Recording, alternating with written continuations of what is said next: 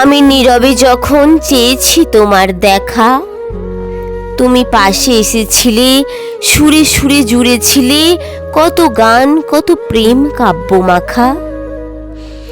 আমার চিত্ত গগন অলিক কাদায় ঢাকা, আমার চৈতন্যে অচেতনতা, আমার জ্ঞানের মূর্খতা। তোমায় চিনতে পারিনি হে সখা, তুমি বাড়িয়েছ মোর পানে তোমার হাত সোহাগ মাখা। আমার মুষ্টি অনিত্যতার, আমার পায়ে বেরি মুরতার, তোমার হাতে হাত রেখে আমার পথ হয়নি চলা। হে সখা, আমার পথ হয়নি চলা।